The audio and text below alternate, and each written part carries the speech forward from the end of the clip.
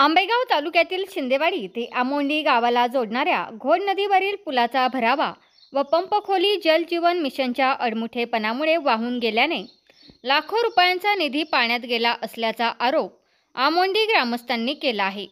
शिंदेवाडी ते आमोंडी या गावांना जोडणाऱ्या घोड नदीवरील पुलामुळे बोराडे मळा, रामवाडी, इनामवस्ती, काळेवाडी आदी गावांचा वाहतुकीचा व दळणवळणाचा प्रश्न सुटला आहे। या घोड नदीवरील पुलालगत जल जीवन मिशन योजनेच्या माध्यमातून आमोंडी ग्रामस्थांसाठी पाणी पुरवठा योजना करण्यात आली। यासाठी घोड नदी पात्रात विहीर व पंप खोलीचे बांधकाम करण्यासाठी जागा निश्चित करण्यात आली। मात्र त्या ठिकाणी बांधकाम न करता पुलानजीकच विहीर व पंप खोलीचे बांधकाम करण्यात आल्याने हा भरावा व पंप खोली पुरात वाहून गेल्याचा आरोप आमोंडी ग्रामस्थांनी केला आहे।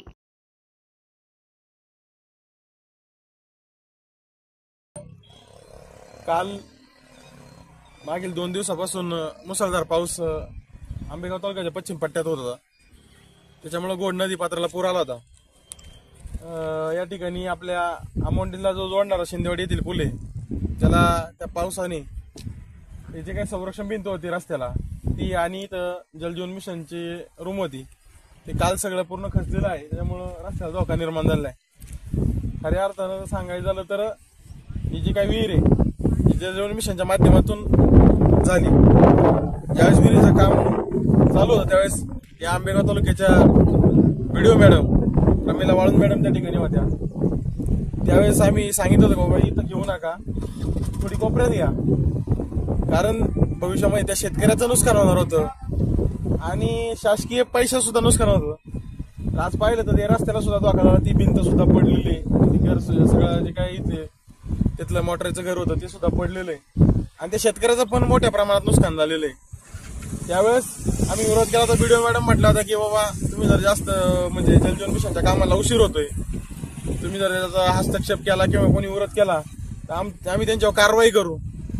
मग आता हे जे नुकसान झालंय शासनाचे लाखो रुपये नुकसान झालेत, आता कारवाई कोणच्या होणार हे आमचे प्रश्न आहे।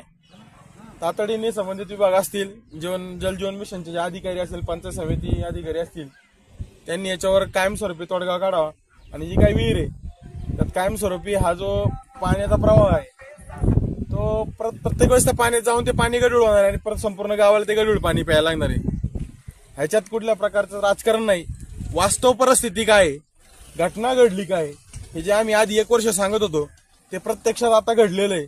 म्हणून माझी विनंती की बाबा संबंधित प्रशासन असेल त्यांना विनंती का याच्यावरती एक सगळ्यांनी बसून गावांनी बसून याच्यावरती एक चांगला पर्याय काढून याच्याबद्दल काय करता येईल कायमस्वरूपी तोडगा काढला पाहिजे, कारण भविष्यामध्ये वारंवार फंडिती नाही, ही कामं एकदाच होतात। त्यामुळं याच्यावरती कायमस्वरूपी तोडगा काढावा अशी विनंती। धन्यवाद। तुमचा फ्लॅट, घर, बंगला, व्यापारी गाडे, दुकान, जागा, शेतजमीन, प्लॉट्स विकायचे आहेत का?